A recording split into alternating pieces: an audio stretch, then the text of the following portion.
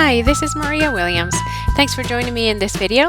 In this video, I wanted to share with you two cards that I made that were inspired by my 2019 planner. It's from the Happy Planner line. I got it at Michael's, and I fell in love with the colors. And several of the tabs reminded me of cards that are very trendy right now and that you could easily recreate with watercolors.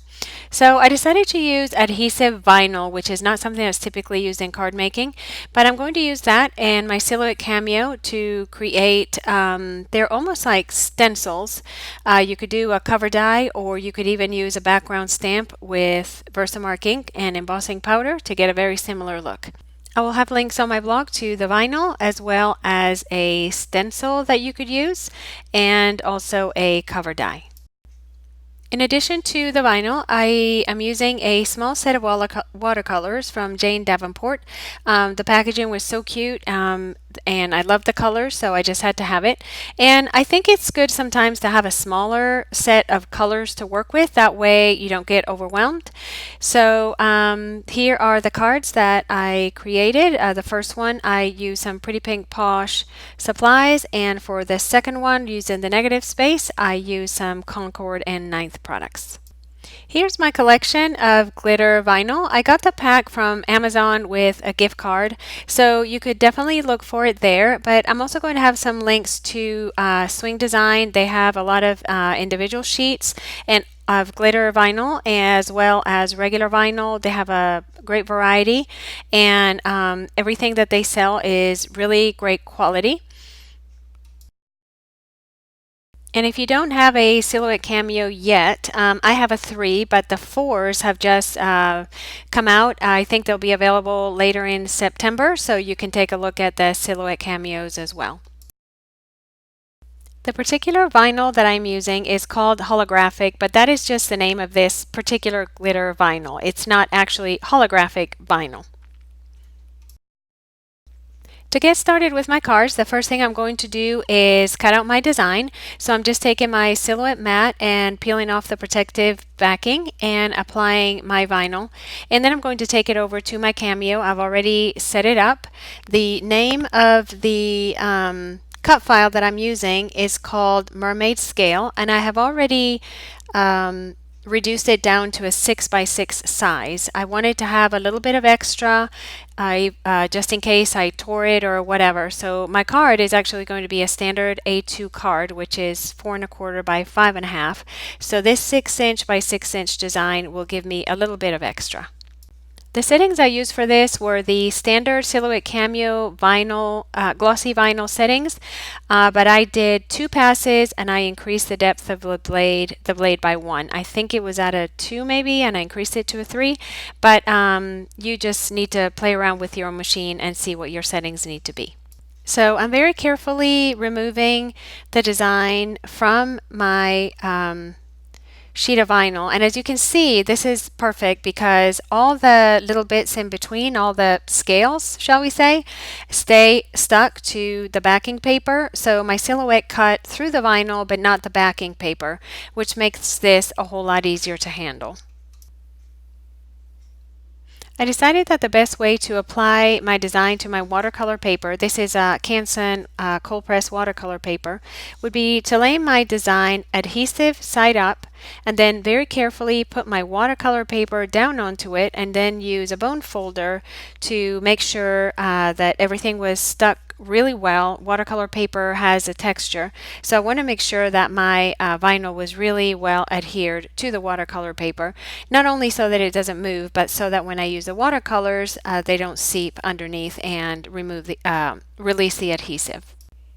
I didn't trim off the excess vinyl so that I could use it to secure my paper down onto my work surface, but you will see later that you have to be really careful with it because it is really sticky. This vinyl is meant to stick onto glass and metal, so it is very sticky, and it can definitely stick to your work surface.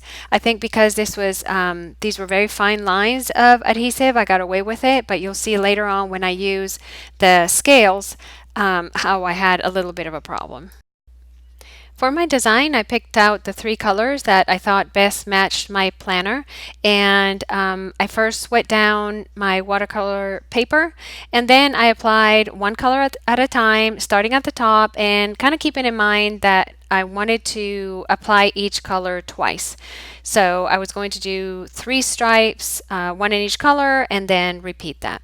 There was definitely no right or wrong in this process. It's just a matter of adding the color and mixing it and just kind of working it and just having fun and relaxing. And if I got a little too much watercolor on my paper, too much water, I just took a washcloth and just dabbed off some of the color in the water and then just kept on going. I did speed up this part of the video to 300%, which means this is going 3 times faster than the way I actually applied the color.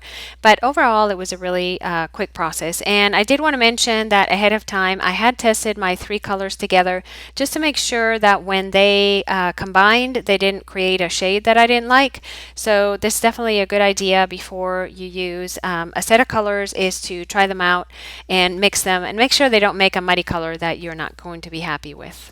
When I was satisfied with the way my panel looked, I peeled it off my work surface and set it aside to dry and got to work on my second card. So I grabbed my vinyl once again that has the remainder of my cut design, and I used a piece of what is called transfer paper. It's kind of like contact paper, and in fact you can use contact paper as well, but this is specifically transfer paper to use with vinyl. And I carefully placed it on top of my design and burnished it down so that I could pick up all the scales onto the transfer paper. I did have to work pretty slowly here. Some of the scales wanted to stay stuck to the backing, so I did have to work kind of slowly and make sure that I was picking up all the scales. But once I got going, they seemed to peel up pretty nicely, and I got all my design onto my transfer paper. I used the same procedure that I used before and just placed my design down on my work surface with the adhesive up, and then placed my watercolor paper on top of it and burnished it down and made sure that it was really well stuck down to the watercolor paper. And this is where I got in trouble. I had burnished everything down so well that I burnished it right down onto my craft mat, and this vinyl would just not come up.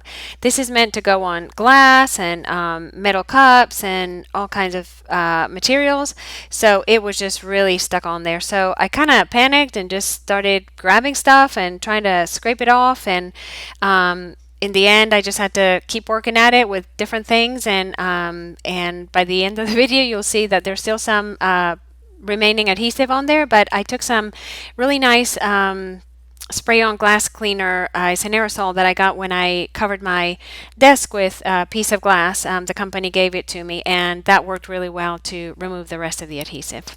So my recommendation is that when you're working with this vinyl on cardstock, is that you either use a non-stick mat or a piece of paper that you can just kind of cut from around your project. Okay, so moving on, I went ahead and trimmed the rest of the vinyl from my panel so that I wouldn't have any more issues. And then I used the same three colors. This time I just did one color at a time and put it in two sections. And I did apply much more intense color because there was less white cardstock showing, watercolor paper showing. I wanted it to be a little bit more vibrant, so I did apply the color a lot more intensely than I did previously. And since I was using so much more pigment, I did wipe, after I rinsed off my brush, I did wipe it on my washcloth just to make sure that I was removing a lot of the color. You can see a little bit better on this panel how the water just totally beads up onto the vinyl. So since I had a lot more vinyl, I did have to use my washcloth a good bit more just to wipe off the excess water. Once both my panels were dry, I used some stitch rectangle dies to cut the panels. For the first card, I used the largest one that I have, which cuts the panel to just a little bit smaller than an A2 card size, and so I took that to my Big Shot and trimmed it down. And then I have a A2 white card base that's made out of Neenah Solar White 110-pound cardstock. For this first card, I'm using the Shaker Celebrate die from Pretty Pink Posh, and I have already cut 3 of them out of 110 pound Nina Solar White, and I'm going to cut one, but first I'm going to apply some of this scrapbook.com adhesive sheet. This is my first time using it, so we will see how it cuts. It cut really nicely, so I'm just going to clean this die cut up and apply it to one of the other die cuts so that I have a fairly sturdy one to begin with. And then I'm going to use liquid glue to glue the rest of the die cuts together. Putting together these die cuts is a little bit time consuming, but it's not hard. You just take your time and line them up section by section and then press it all down, and it's really worth the effect that you get. I had a little trouble with my glue. I had a little bit of a creative crisis this summer, so I didn't use my glue for a few months, and so I managed to clear all my glue tips and finally get one working really well and finish gluing the rest of my die cuts together. I adhered my watercolor panel to the front of my card using some tape runner adhesive, and then I used the same glue, which I'm using Ranger multi-medium matte. I used that to glue the Celebrate sentiment onto the front of the card, and I weighted it all down with a large block just so that I could make sure that it was glued down to the vinyl and everything else and that it wouldn't peel up. Next, I wanted to add some simple embellishments to the card because there's already a lot going on. So I pulled out some enamel dots, but I wanted something that was a little bit more sparkly. So I just took some glitter paper that I had left over from a while back and just took a hole punch, punched a few different sizes of little circles, and I decided I liked the largest ones. So I took a few of those and just some of the glue that I had used before, the Ranger Multi-Medium Matte, and just attached them to the card. If you have Nuvo drops or something like that, those would be great to use here as well. But if you have some leftover glitter paper, this is a really nice way to use your scraps. And if you only have if you only have white glitter paper, you can use a Copic marker or any other alcohol marker to color it whatever color you need. So that finished off my first card. I really love the way that it looks, and then I moved on to my second card. For my second card, I used the Everyday Greetings stamp set and coordinating die from Concord and Ninth, and I was going to just put the sentiment on a block, but then I decided to use my Misty just because it's a fairly large stamp and it has a fair amount of surface area. So I went ahead and put my cardstock into the Misty, and then I arranged the stamp and the die to make sure that my sentiment wouldn't be too close to the edge when I went to cut it with my circle. And then I inked up my stamp with some Peacock Feathers Distress Oxide ink. This is a very vibrant ink, and Peacock Feathers is one of my favorite colors, especially when I do ink blending. So I just stamped it a couple of times, and I did have a little trouble with the ink pad. I don't know, it felt like it looked like it wasn't as flat as it could have been, so the center of my stamp wasn't getting inked up properly. So I just had to kind of tilt the stamp pad a little bit just to make sure that I got the whole stamp covered completely. But it was not a big problem, and it stamped really nicely in the end.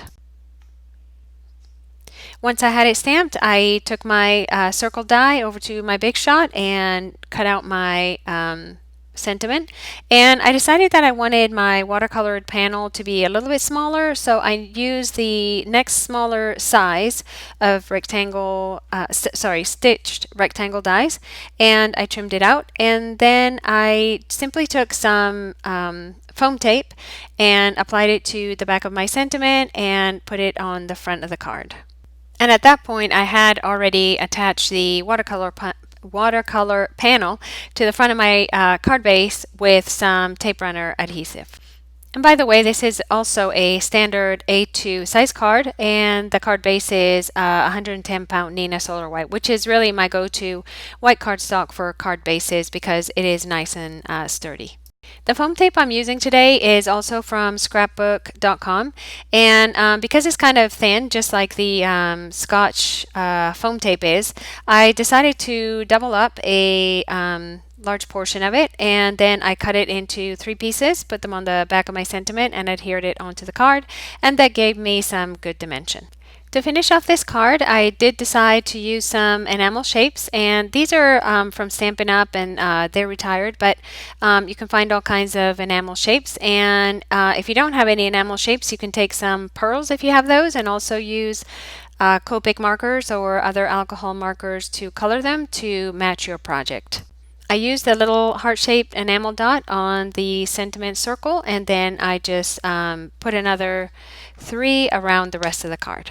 I decided to leave this second card blank on the inside because "You're the Best Ever" could be used as a thank you card or a congratulations card, multiple occasions, so I left the inside blank. But for my first card that says "Celebrate," I went back to the Pretty Pink Posh stamp set and called Piñata Party, and I picked out the happy birthday sentiment and used peacock feathers to stamp it on the inside of the card.